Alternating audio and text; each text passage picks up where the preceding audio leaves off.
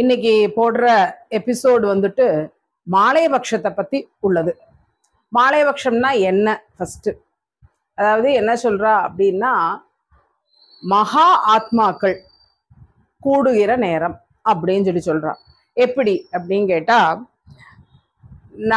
யமதர்மராஜா நம்மளுடைய முன்னோர்கள் எல்லாரையும் பூமிக்கு அப்படி கூட்டம் கூட்டமா வருவாளாம். வந்து நம்மளோட ஆசீர்வாதம் எல்லாம் குழந்தைகளுக்கு கிடைக்கணும், வம்சம் நன்னா இருக்கணும் அப்படின்னு சொல்லிட்டு அவ வந்து நம்மளுக்கு ஆசீர்வாதம் பண்றதுக்காக வர்ற அந்த பக்ஷம் அப்படின்னு சொன்னா 15 நாள், சிலப்போ அது 16 நாளும் ஆகும். ஒரு பக்ஷம் அப்படிங்கும்போது 15 நாள்.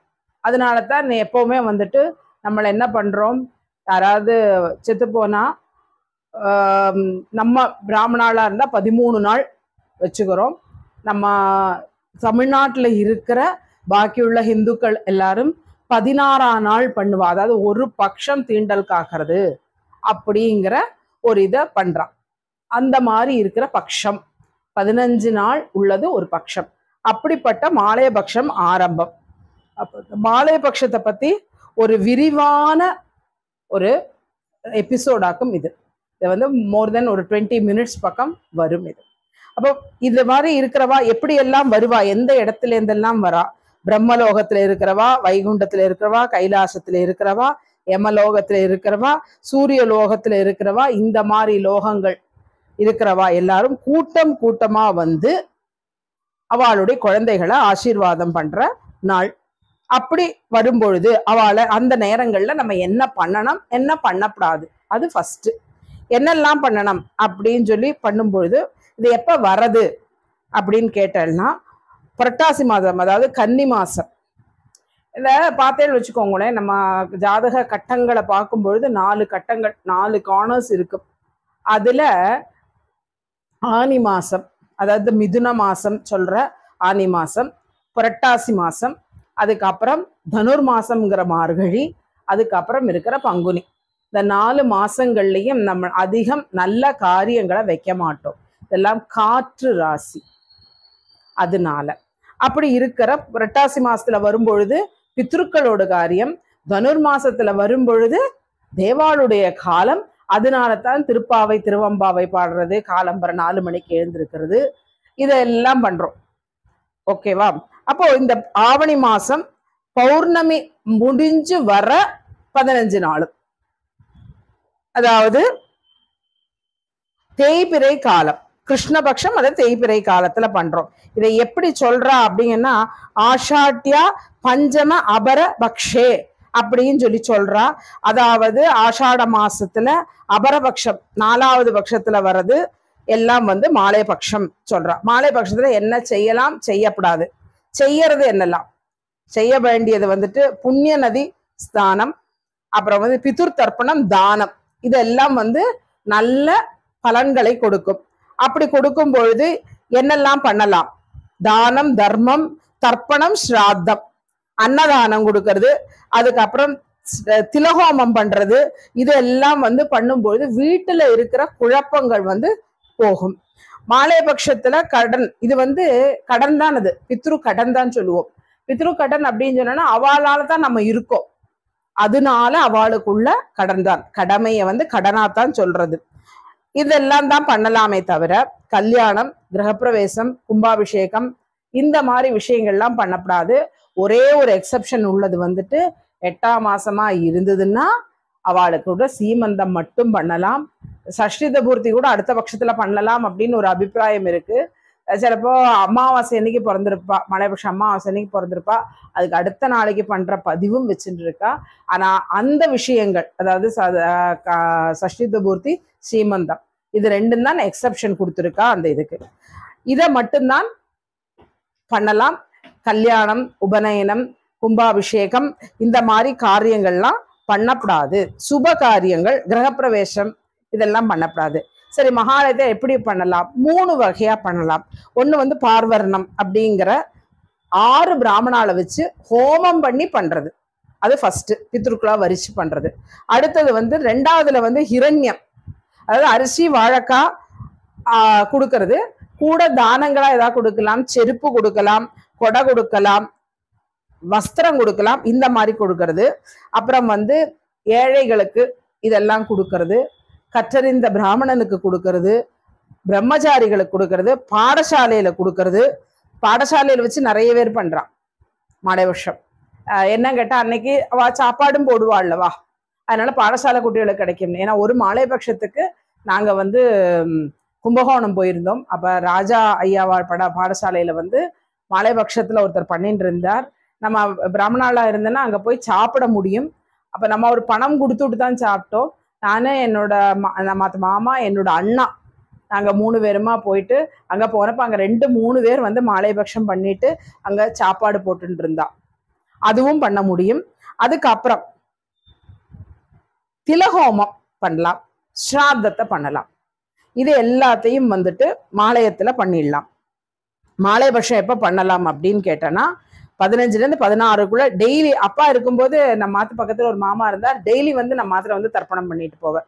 டெய்லி தர்ப்பணம் பண்றது ரொம்ப விசேஷம் மாலை பட்சத்துல. அதுக்கப்புறம் அது சப்போஸ் அது பண்ண முடியலை அப்படின்னாலும் நம்ம வந்து ஒரு லிஸ்ட் கொடுக்க போறோம் இன்னைக்கு, என்னென்ன காரியங்களுக்கு மாலை பட்சத்துல தர்ப்பணம் கொடுக்கலாம் அப்படின்னு. அந்த நாள்லையும் மாலைபட்சம் அமாவாசை அன்னைக்கும் நம்ம வந்து தர்ப்பணம் பண்ணலாம். அதுல எதெல்லாம் பண்ணலாம் அப்படின்னு கேட்டா, பஞ்சமி, மத்தியாஷ்டமி, மகாபரணி, மகா வெதிபாதம், அப்புறம் வந்து கஜச்சாயை, அப்புறம் சந்நியச மாலயம், அதுக்கப்புறம் அஸ்தி ரகத மாலயம், அதுக்கப்புறம் அவிதவா மாலயம், அதுக்கப்புறம் இருக்கு அவிதவா நவமி, அதுக்கப்புறம் வந்துட்டு மலையாபட்சம் அமாவாசை. அது எல்லாருக்குமே பண்றது. என்ன இதை ஏன் இப்படி பண்றோம் அப்படிங்கிறதுக்கு, எதுனால பண்றோம், எதுக்கு எது பிரதானம் அப்படிங்கிறதையும் பார்க்க போறோம். இத முதல்ல வந்து பண்றது வந்துட்டு நம்ம வந்து இதை வந்து பிதுர் தர்ப்பணமும் தான், நவகிரக சாந்தியும் தான். இது எப்படி நவகிரக சாந்தி வர்றது அப்படிங்கிறது பார்க்குறோம். இது பண்றது வந்து சூரியனை மையமா வச்சுதான் பண்றது.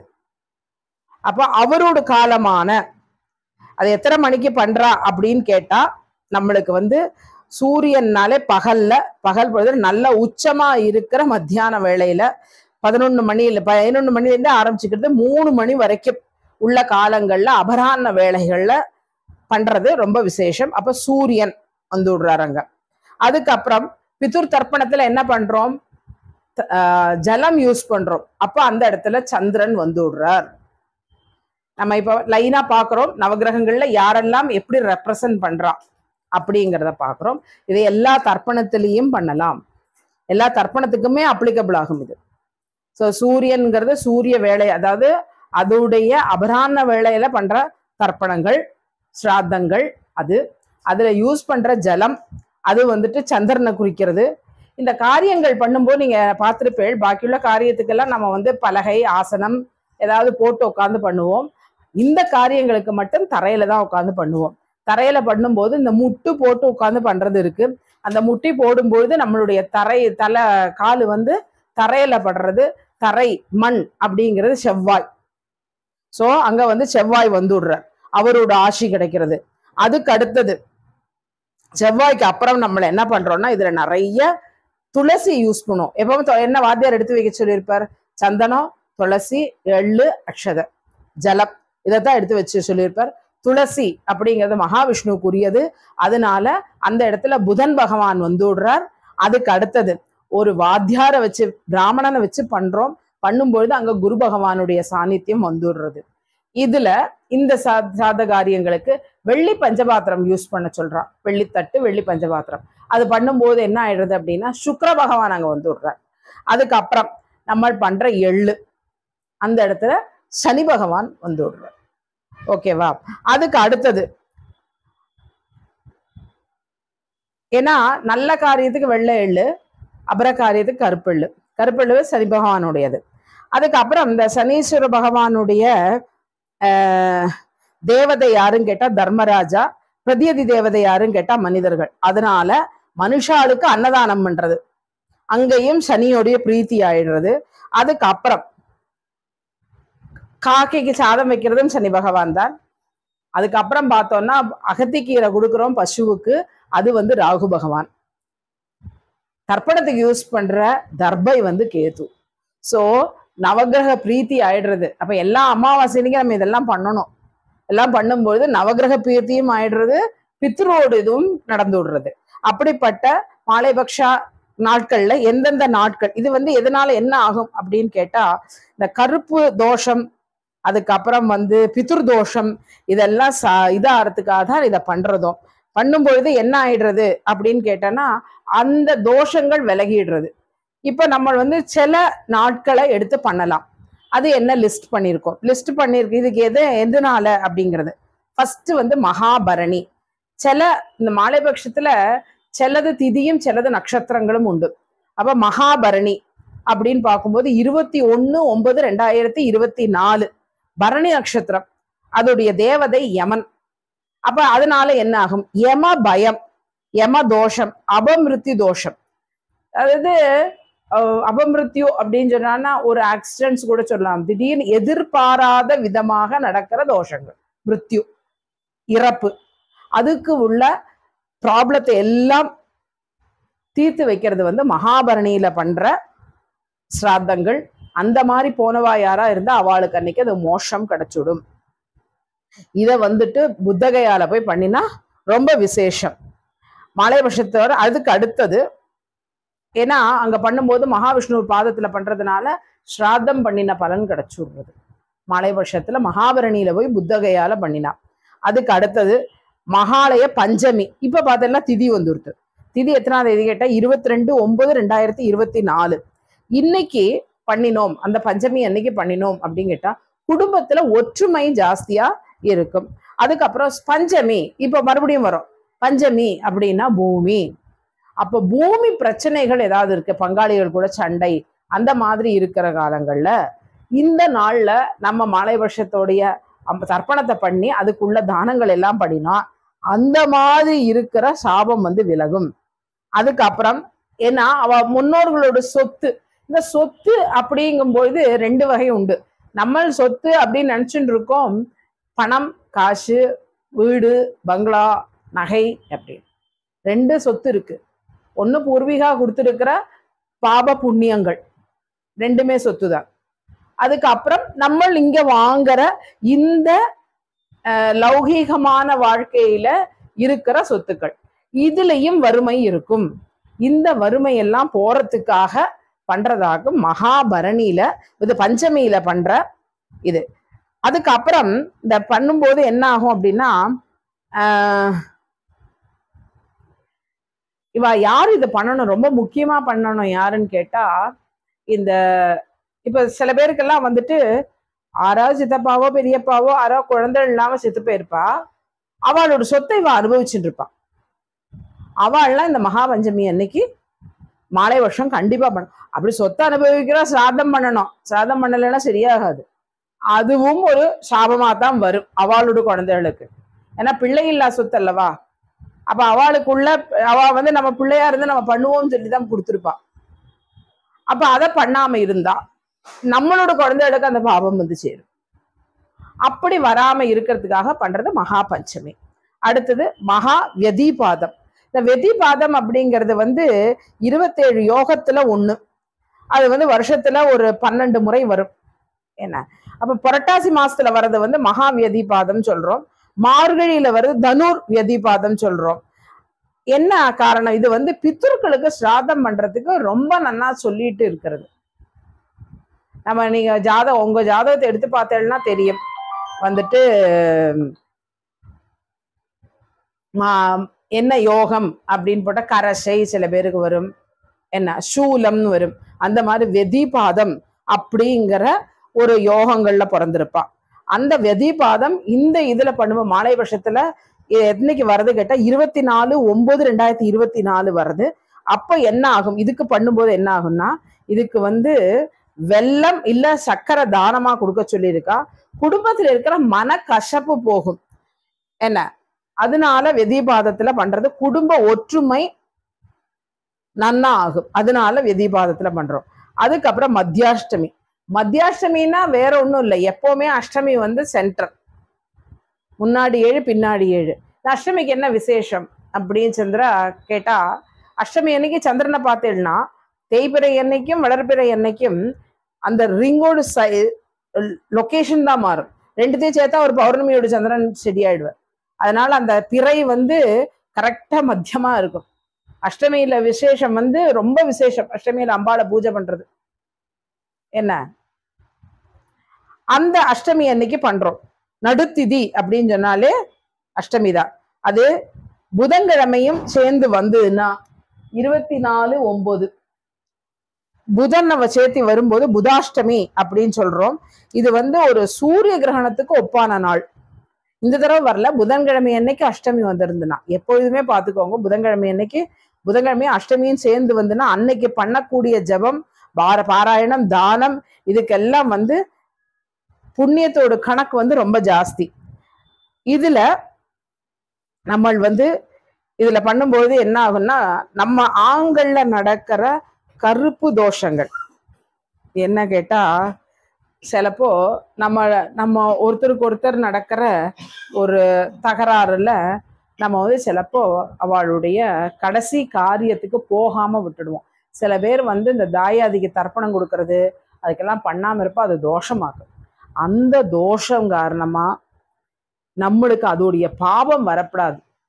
அதுக்காக பண்றது வந்துட்டு மத்தியாஷ்டமியில பண்ணும்பொழுது ரொம்ப விசேஷம். அதுக்கப்புறம் சிராத்தம் பண்றதுடைய பலன் கிடைச்சிடும். அதுக்கப்புறம்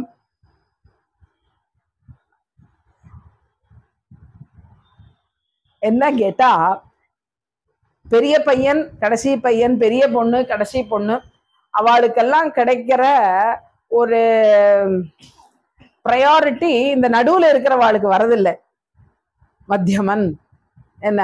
அப்போ அப்படி வரும்பொழுது அதுக்காக அவளுக்கும் ஒரு இது வரணும் அப்படிங்கிறதுக்காக மத்தியாஷ்டமிக்கு அவளுடைய மனக்குறைகள், இந்த நடுவுல பிறந்தவாளுடைய மனக்குறைகள் எல்லாம் இது பண்ண நீங்கும். சப்போஸ் அந்த மாதிரி நடுவுல பிறந்தவா கூட இருக்கான்னா அவளை கூப்பிட்டு சாப்பாடு போடுறது, உனக்கு ஏதாவது சங்கடங்கள் இருக்கா, நான் ஏதாவது உனக்கு பண்ணாம விட்டுட்டேன்னா அந்த மாதிரி எல்லாம் கேட்டு அவளுடைய மனக்குறையை தீக்கிறதுக்கு மத்தியாஷ்டமி வந்து ரொம்ப விசேஷம். அதுக்கப்புறம் விதவா நவமி 25/10/2024. இப்போ சுமங்கலியா போனவாளுக்கு அவளுக்காக பண்றதுதான் இந்த விதவா. விதவை இல்லாம விதவா அவளுக்கு என்ன பண்ணலாம், அந்த அன்னைக்கு என்ன பண்ணலாம் அப்படின்னா, நம்ம தர்ப்பணம் பண்ணிட்டு அன்னைக்கு ஒரு சுவாசினியை கூப்பிட்டு அவளுக்கு வஸ்திரம், மஞ்சள், குங்குமம், தானம் எல்லாம் பண்ணினா சுக்கர தோஷம் நீங்கும். இந்த கல்யாணம் ஆகாம இருக்கிறவா ஆண்கள்ல இந்த 25/10 அதாவது விதவா நவமி அன்னைக்கு பண்ணினோம்னா இந்த பிரச்சனைகள் வந்து தீங்கும் போகும். அதுக்கப்புறம் தம்பதியரோட ஒத்துமை ஜாஸ்தியாகும். கல்யாணம், தடைப்பட்ட கல்யாணம் நடக்கும். அன்னைக்கு வந்து வெத்தலைப்பா கொடுக்கறதுக்கு கூட ஒரு நல்ல நாளாவே வச்சுக்கலாம். அதுக்கப்புறம் சந்நியாசியமாலயம், இது என்னன்னு கேட்டேன்னா சன்னியாசிகளுக்கு உள்ளது. சில பேர் ஆத்துல எல்லாம் சில பேர் சன்னியாசியா எல்லாம் போயிருப்பான். அது வந்துட்டு 29/9/2024 அன்னைக்கு வருது. அதாவது 12ஆம் நாளைக்கு துவாதசி அன்னைக்கு தான் அவளுக்கு ஸ்ராத்தம் பண்ணலாம். அவளுக்கு ஜீவசமாதி இருக்குன்னா அங்க போய் தர்ப்பணம் பண்றது. அதுக்கப்புறம் அவளுடைய அது பண்றதுனால என்ன குலதெய்வத்தோட அனுகிரகம் கிடைச்சிடும். சில பேருக்கு குழந்தை பாக்கியம் இருக்காது. அப்புறம் வந்துட்டு அபார்ஷன்ஸ் ஆயின்னு இருக்கும். குழந்தைகள் நம்ம சொல்றத கேட்க மாட்டா. அந்த மாதிரி இருக்கிறதுக்கும், அதுக்கப்புறம் எத்தனை சம்பாதிச்சாலும் எனக்கு சேர மாட்டேங்கிறது அப்படிங்கிறவாளுக்கும், அதுக்கப்புறம் தீராத வயிற்று வலி போறதுக்கு இந்த சந்நியாசமாலயத்தன்னைக்கு தர்ப்பணம் பண்றது, சிராதம் பண்றது ரொம்ப நல்லது. ஜீவசமாதியில போயிட்டு சப்போஸ் எங்களுக்கு தர்ப்பணம் பண்ணதெல்லாம் தெரியாதுன்னா அவளுக்கு ஜீவசமாதி இருக்குன்னா அந்த ஜீவசமாதியில போயிட்டு விளக்கேத்துறது ரொம்ப விசேஷம். அதுக்கப்புறம் கஜச்சாயை மகாலயம், இது யாருக்கு அப்படின்னு கேட்டா, இது வந்து யானையுடைய நிழல். அந்த மாதிரி நிழலே இல்லாம போனவா யாரெல்லாம் இருக்காளோ அவளுக்கு காரியம் பண்றதுக்கு யாருமே இருக்க மாட்டோம். அந்த மாதிரி இருக்கிறவாளுக்காக பண்றது. அதனால இதை பண்றதுனால என்ன ஆகும் அப்படின்னு கேட்டா, சாயைனா நிழல், நிழல்னா நம்மளுக்கு வீடு, வீடு கிடைக்கிறதுக்கு இந்த கஜச்சாயை மகாலயம் வந்து பண்றது ரொம்ப விசேஷம். அடுத்தது வந்து ஆக்சிடென்ட்ல போயிட்டான். இப்போ சில சில இதுல எல்லாம் வந்துட்டு சில பேர் ஆக்சிடென்ட்ல செத்து போயிடுவா. செத்து போனா அவளுக்கு சின்ன பையனா இருப்பா, இல்ல பொண்ணா இருப்பா, அவளுக்கு எதுவும் பண்ண முடியாது எல்லாம் இருக்கும். அந்த மாதிரி இருக்கிறவாளுக்கு பண்றது வந்து இது வந்து அபமிருத்யு அல்ல, ஆக்சிடென்ட்ல போனவாளுக்கு அபமிருத்யு. அதுக்கப்புறம் இதுல வந்து இன்னொன்னு அபமிருத்யு ஒரு வகையில சொல்லலாம், இந்த தற்கொலை பண்ணிக்கிறது. இவாளுக்கெல்லாம் தான் காரியங்கள் சரியா நடக்காது, அந்த மாதிரி இருக்கிறது என்ன, அந்த மாதிரி இருக்கிறவாளுக்காக. அதுக்கப்புறம் வந்து ரொம்ப பெரிய வியாதி வந்து போனவாளுக்கு, அவளுக்கு குழந்தைகள் யாரும் இல்லை அப்படிங்கிற பட்சத்துல அவளுக்காக அவளுடைய சகோதர சகோதரி யாரு வேணா பண்ணலாம். இது மாலைபட்சத்தை பொறுத்த வரைக்கும் இன்னைக்கு ஒரு நாளைக்கு மட்டும், அதாவது நார்மலா செத்து போனவா யாருக்கும் இன்னைக்கு பண்ணப்படாது, ஓகேவா. அதுக்கப்புறம் உள்ளது எல்லாருக்கும் உள்ள மாலைபட்ச அமாவாசை. அந்த வந்துட்டு சூரியன் சந்திரன் சேர்ந்து இருக்கிறதுனால அது மகாலய வருஷத்துல வரும்போது பெரிய அமாவாசை அப்படின்னு சொல்றோம். அப்போ எல்லாருக்காகவும் யாருக்கெல்லாம் வந்துட்டு அமாவாசை அன்னைக்கு பாக்கி எங்களுக்கு மாலை வருஷம் சில ஆத்துல தான் மாலை வருஷம் வழக்கம் உண்டு. அந்த மாலை வருஷ வழக்கம் இருக்கிறவா ஆத்துல மட்டும் பண்றா. அப்படி இல்லாதவா யாரா இருந்தாலும் மாலை வருஷ அமாவாசை அன்னைக்கு அமாவாசை தர்ப்பணம் பண்றது ரொம்ப விசேஷம். அன்னைக்கு வந்துட்டு நம்ம வந்து நதி தீரத்துக்கு போய் பண்றது, தானங்கள் பண்றது, அதுக்கப்புறம் சாப்பாடு போடுறது, அன்னதானம் ரொம்ப விசேஷம். எத்தனை பேருக்கு வேணாலும் வாங்கி கொடுக்கலாம். இல்ல அதெல்லாம் முடியாதுன்னா நம்மளுக்கு தெரிஞ்சவா ஒருத்தருக்கு வந்துட்டு ஆத்துல அழைச்சு கூப்பிட்டு அவளுக்கு சாப்பாடு போட்டு வஸ்திரம் கொடுக்கறது ரொம்ப விசேஷம். சில பேர் வந்து இந்த நாள்ல வந்து சில சில பித்ரு சாபம்லாம் சரியா எப்படி பண்ணாலும் அது சரியாறதில்லை. அப்படிப்பட்டவாளை ராமேஸ்வரம் மாதிரி இடங்கள்ல திலஹோமம் பண்ண சொல்றோம். திலஹோமம் மாலை வருஷ அமாவாசை அன்னைக்கு பண்றது வந்து ரொம்ப விசேஷம். ஆளு கிடைக்கணும், வாத்தியார் கிடைக்கணும், அதெல்லாம் இருக்கு. அதெல்லாம் பண்ணலாம். இதை தவிர மாலைபட்ச காலத்துல என்ன பண்ணலாம்னா, பக்கத்துல ஏதாவது கோசாலை இருக்குன்னா அங்க போய் அந்த பசுக்களுக்கு ஏதாவது வாங்கி கொடுக்கலாம், கோ சம்ரக்ஷணை பண்ணலாம், கோசாலை சுத்தம் பண்ணி கொடுக்கலாம். அதுக்கப்புறம் பக்கத்துல இருக்கிற எல்லா நாள்லையும் பக்கத்துல ஏதாவது பசு வருது அப்படின்னு சொன்னா அதுக்கு நல்ல தண்ணி, அதுக்கப்புறம் வந்துட்டு அகத்திக்கீரை, அந்த பசு சாப்பிட்ற மாதிரி சுத்தமா இருக்கிறது கொடுக்கலாம். இந்த மாதிரி பண்ணும் பொழுது, இந்த மாதிரி கோபூஜை நடக்கும்போது, மாலை வருஷத்துல கோபூஜை எங்கேயா நடக்கிறதுனா அதுல போய் கலந்துக்கலாம். இப்ப நம்மளுக்கு வந்து 18ஆம் தேதி ஆரம்பிக்கிறது, 2ஆம் தேதி வந்துட்டு மாலை வருஷம் அமாவாசை. அன்னையிலேருந்து அதுக்கு அடுத்த நாள்ல இருந்து நம்மளுக்கு வந்துட்டு நவராத்திரி ஆரம்பம். மாலைபட்சம் யாருக்கு இது வந்து நம்ம கிளியர் பிக்சரா கொடுத்துருக்கோம். டெய்லி 15 நாளும் பண்றவாளும் உண்டு. தர்ப்பணம் மாத்திரம் டெய்லி பண்ணுவா, அது ரொம்ப விசேஷம். அதுக்கு வந்துட்டு வைதிக ஸ்ரீ மாதிரி இதுல எல்லாம் வந்து அதோடைய சங்கல்பம் கொடுத்துருக்கா. நம்ம வாத்தியாமார் பண்ற இதுலயும் விசேஷ நாட்கள்லையும் அதை கொடுத்துருக்கா. அப்படி இல்லைன்னா சில வாத்தியார் குரூப்ல அன்னன்னத்தைக்குள்ள சங்கல்பத்தை வந்து கொடுத்துருக்கா. அந்த சங்கல்பத்தை வச்சுட்டு நம்மளே டெய்லி பண்ணிக்கலாம். இந்த ஷண்ணவதி தர்ப்பணம் பண்றவாளுக்கு 15 நாளத்தோடுதும் அவகிட்ட இருக்கும். அதனால வைதிக ஸ்ரீ புக்கை பொறுத்த வரைக்கும் அது இருக்கும், சங்கல்பம் இருக்கும். யாருக்கெல்லாம் முடியறதோ அல்ல, இந்த தர்ப்பணம் பண்றவா யாரா இருந்தாலும் மாலை பட்சத்துல ஏதாவது ஒரு நாளைக்கான தர்ப்பணம் பண்றது ரொம்ப விசேஷம். நன்றி, வணக்கம்.